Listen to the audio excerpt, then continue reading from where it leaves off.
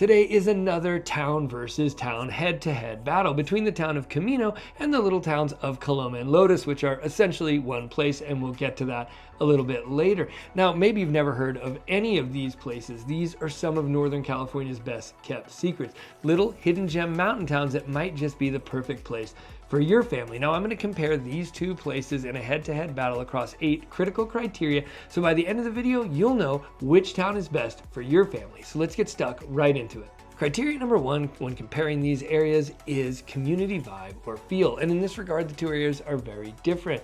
Camino is very much an agricultural town. It does have a tourist component because of the Apple Hill Festival. So it is a small agricultural town that brings in a lot of tourists for things like chopping down Christmas trees, picking pumpkins, eating yummy apple fritters and apple donuts, which if you have not had the hot apple cider donuts made to order from Rainbow Orchards, then you owe it to yourself to get up to Apple Hill and get some of those. But by contrast, Coloma and Lotus are small outdoor recreation focused tourist towns. So there's a very different vibe. Camino's got more people, and it does have the Apple Hill Festival that brings people in the fall. Coloma and Lotus has less people, but people flood into the area in the summer for whitewater rafting. So in the winter, it's got a small population, but thousands more pour in the summer for whitewater rafting. In Coloma and Lotus, we have the South Fork of the American River, which is the second most commercially rafted whitewater river in the country. And as such, there's a lot of people coming in. It makes a pretty cool dynamic where in the winter, you have a sleepy little town, and in the summer, you have kind of a hop-in place with a lot of people coming in to live music every Friday and Saturday night at the local restaurants, and it's pretty great. Now, even outside of the rafting season and outside of rafting itself, there's excellent mountain biking and hiking and paragliding and just an incredible amount of outdoor recreation to be had down in Coloma and Lotus. Now, in Camino, there is some outdoor recreation, but you have to mostly drive to it from Camino, and you might actually be accessing it down in Coloma and Lotus. There is a public golf course in Camino, which is one of the only public golf courses in the area. So if you're a golf person, then Camino might be the right fit for you. But in general, this is a sleepy little ag town with agricultural tourism versus a sleepy little town that blows up for outdoor recreation in the summer. Now, there is a big difference in the feel of the places in terms of altitude. So Camino is at 3,000 feet above sea level, and as such, it even gets snow. And Coloma and Lotus are at just maybe 1,000 feet, 1,100 feet above sea level. No snow, and it's quite a bit hotter down in Coloma and Lotus. So that's something to take into consideration as well. But in general, I would think of Coloma and Lotus as a place where you get to have your sleepy little town in the winter, and then you get to have a lot of people to interact with and good food and live music in the summer. In Camino, as year-round kind of a sleepy little town with an injection of tourism in the fall. One's ag, one's outdoor recreation. You'll have to decide which one's right for your family. If you're getting anything out of this video, hit the like button, click subscribe, and hit the bell so you don't miss another video with crucial information to help you with your relocation. Now to that end, let's jump right back into our comparison of Camino to Coloma and Lotus to see which one's right for your family. Criteria number 2 when comparing these two towns is home cost. Now look, if you're moving here, you're probably going to want to buy a home here. And there's a big difference between the two communities when it comes down to the median cost of homes. Starting with Camino, the median cost as of recording this video in the spring of 2025 is $555,000. And that gets you about a 3-bedroom, 2-bath, 1,900 square foot home on an acre in Camino. Now, by contrast, Coloma and Lotus is a much more expensive area, with the median home price as of recording this video at $850,000. But these numbers are a little bit skewed for Coloma and Lotus, so let me explain. There's very low volume of real estate turnover in Coloma and Lotus. I'm talking that $850,000 median home price is based on 8 closed home sales in the last 18 months. Now, we're usually only quoting median home sales from the last 6 months of comparable home sale data, but we have 0 homes that have sold in the last 6 months in Coloma and Lotus. It's just a low volume area with lower turnover. So you have to take that $850,000 median home price with a grain of salt. So how do you wrap your mind around what it will cost you to move to Coloma and Lotus? Well, in general, you're gonna have homes as low as $550,000 in Coloma and Lotus, and homes all the way up to the multi-millions in Coloma and Lotus. You start getting a decent home in the valley over $600,000, but around $800,000 to $810,000 is probably a reasonable median home price to work with down in Coloma and Lotus. So when it comes down to home affordability, this might make the decision right there. If you've got a smaller budget, then Camino might be the place for you with the median home price around $555,000. But if you've got a little bit bigger budget, then both these communities have a lot to offer. Look, right about now, you're probably wondering who I am and why you should be listening to me about Coloma and Lotus, Camino, real estate, or anything at all, really, and that's a fair question. My name is Rich Curtis, and I've been selling homes here for over 20 years now, in markets ranging from the Great Recession to the COVID market insanity and everything in between. So when it comes to Dorado County real estate, I've got you covered. And in fact, when it comes to these towns, I lived in Coloma and Lotus for over 10 years, and I've lived in Camino for 2 years before I settled in Placerville, where I live now. So I know these towns really, really well. My goal with this channel is to help you make the highest quality real estate decisions you can from the comfort of your couch. So to that end, let's jump right back into the comparison of Coloma and Lotus to Camino so we can decide which one's right for your family. Criteria number 3 when evaluating these two towns is size and population. So Camino is just shy of 2,000 people and 2.57 square miles, which sounds pretty small, right?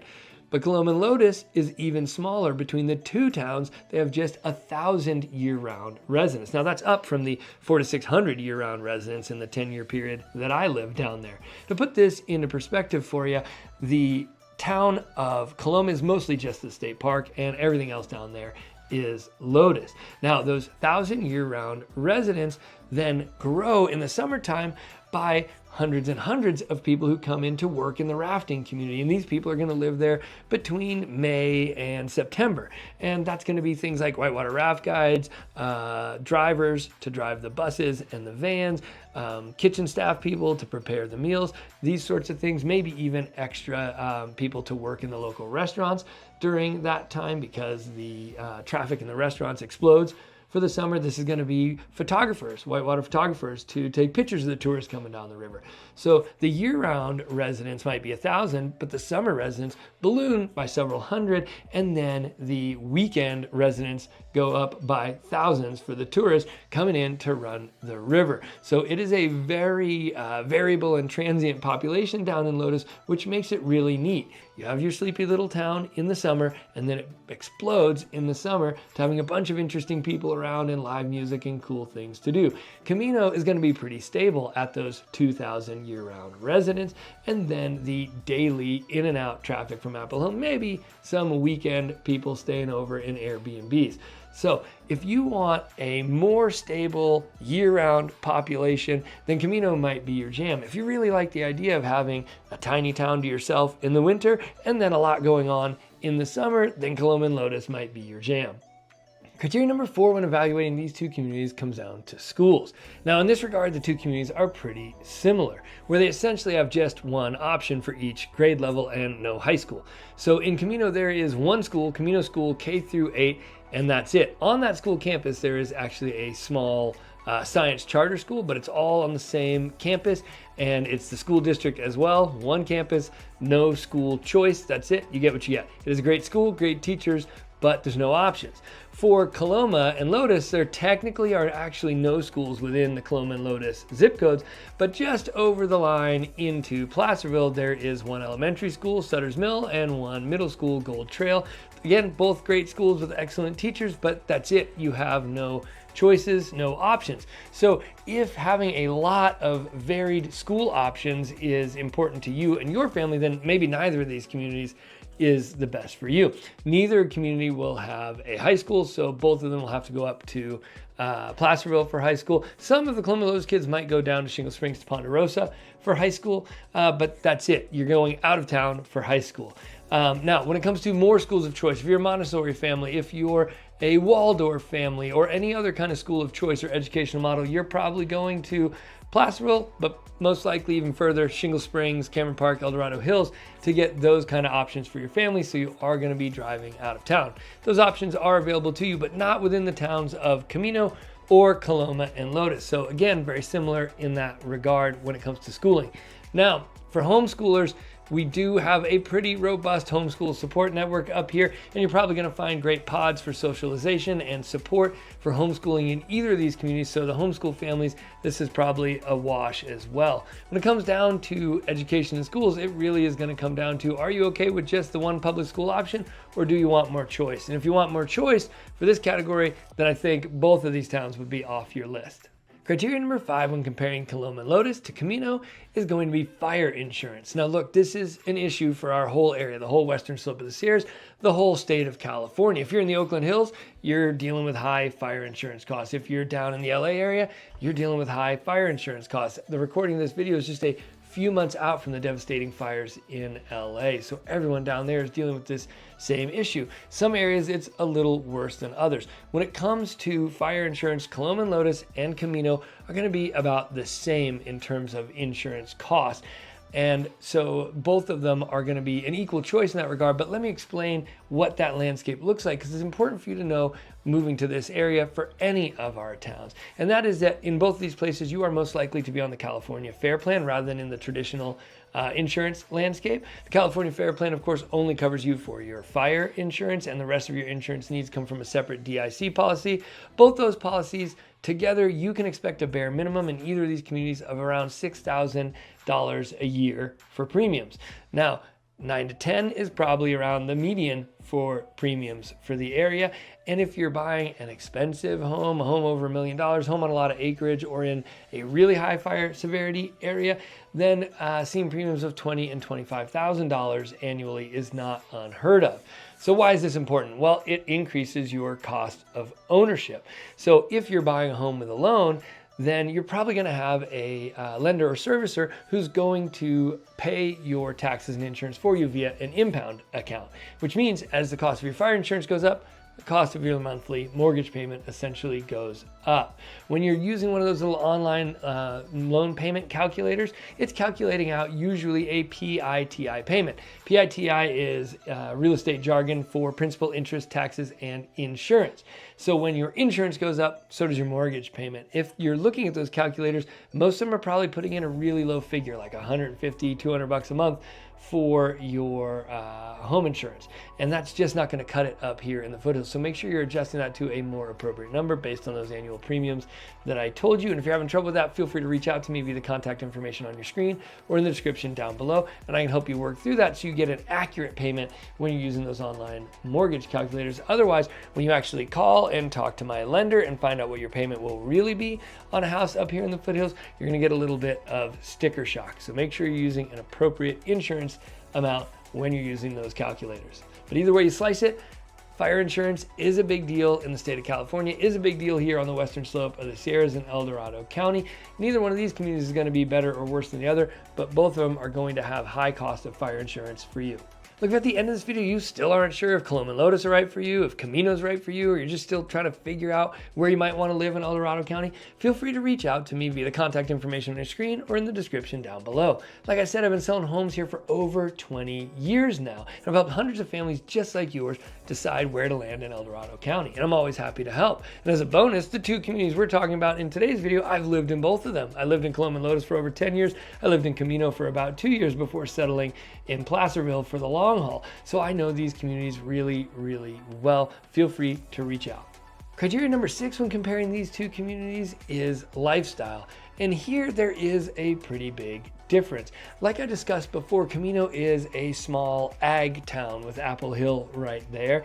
And so it lives and feels like a little small agricultural town. You're gonna feel like you are living out there in small town, rural America.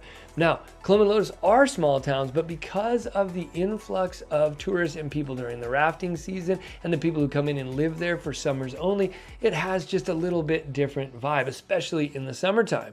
In the summertime, there's a lot going on. There's boats on the river rafting every single day through the summertime. Depending on the water release schedule, there might be one day a week where they're not rafting. There is live music every Friday and Saturday night at a lot of the local restaurants, and there's just new people crawling around town, moving about, and there's just a lot of going on. There's just a fun atmosphere to the summertime down there. So Coloma and Lotus lives a lot differently. If you're looking for small town living and small town living year round, Camino might be your jam because it doesn't sort of expand in the summertime like that. Yes, you get your daily tourists in Apple Hill, maybe some weekend tourists, but it's not the same as what happens in Coloma and Lotus. Now, if you'd like a sleepy little town in the winter and a sort of hustling, bustling, fun place to live in the summer, then Coloma and Lotus would absolutely be right for your family. Criteria number 7 when comparing Coloma and Lotus to Camino is recreation. Now here, I think Coloma and Lotus gets the clear win. It is an outdoor recreation mecca down there in the valley. So you've got the South Fork of the American River, which, as I might have mentioned, is the second most commercially rafted river in the country, but it is great for whitewater rafting, whitewater kayaking, whitewater paddleboarding, fishing. It's just an incredible recreational resource. And there's an entire trail system built out in and around the river. So there's hiking for days down there. There's also excellent mountain biking down there. There's actually great hunting down there in some areas. There is a pretty strong local paragliding scene going on down in the valley as well. I mean, you name it for sports, outdoor recreation sports, and they've got it going on down there. And that's not to mention all the equestrian stuff. All our local trail systems are also easily accessible for equestrian recreation. So there's a lot of that going on down there as well, all mixing together, all using the same sites. And there's just a great opportunity to get outside and play everywhere in the valley. Now, if you're living up in Camino, of course, you can access Coloma and Lotus. It's only about a half an hour drive. You can access the recreation in Placerville, the recreation in South Lake Tahoe. So it's all on offer to you. But Camino, in general, right there in the town of Camino, doesn't have as much in terms of a trail system or outdoor recreation access. You're gonna have to hop in the car and drive to access most of that. Now, one caveat to that is if your idea of outdoor recreation is golf, then Camino is gonna be the place for you. Camino has really our only public golf course within a reasonable drive of the area. It's Apple Mountain Golf Course. It's amazing, beautiful views, great course. If you're a golfer, you owe it to yourself to at least play it, even if you don't move to town. It's a really incredible course. But if you want to live in a little rural foothills town, but you still want a quick access to a golf course, then Camino is absolutely the place for you. If you're an outdoor recreation sports person, then I think Coloma and Lotus are going to amaze you. Criteria number 8, and the last criteria on our list, but not least by any means, is employment. Look, if you're gonna move here, you gotta work. You gotta work to eat. So where are you gonna work in these two towns? And I won't bury the lead here. There really is no employment in either of these two towns, specifically within the towns, just a little bit of tourist employment, basically. So if you're gonna do any kind of long-term work, if you're not an entrepreneur and you're not working in the tourist industries, either of these communities, you're gonna be commuting. Now, it's maybe 10 minutes to Placerville from Camino and 15 to 25, depending on who you get stuck behind, from Coloma and Lotus to Placerville. Now, in Placerville, you have access to all the county jobs because it's the county seat. You have access to the medical jobs because it's got Marshall Hospital and then all the surgery suites and doctor's offices around that. You've got a lot more schools in Placerville, so a fair bit of education jobs in Placerville. So from either community, you can commute pretty quickly to jobs in Placerville. The next bump down where you're gonna get some jobs, maybe a few tech jobs in El Dorado Hills, but it's really gonna be Sacramento. A lot of people live here in the foothills and commute to Sacramento for work. Now, from Camino down to Sacramento, it's gonna be about an hour, about 55 minutes to an hour. From Coloma and Lotus, actually, it's gonna be only about 45 minutes. So it's a little bit quicker to get to Sacramento for jobs from Coloma and Lotus than it is from Camino. Also being below the snow line, you're not gonna have to deal with any snow days or snow traffic or slow travel due to snow getting out of Camino if you live in Coloma and Lotus. So it is a little bit easier commute location in that regard. Now, each town does have a little bit of tourist jobs available in that you have the Apple Hill Festival, so you have all the ranches and farms and everything that participate in Apple Hill. You have all the wineries in Camino as well, and so there are tasting room jobs and cooking jobs and those sorts of tourist industry jobs available in Camino, and that's about it.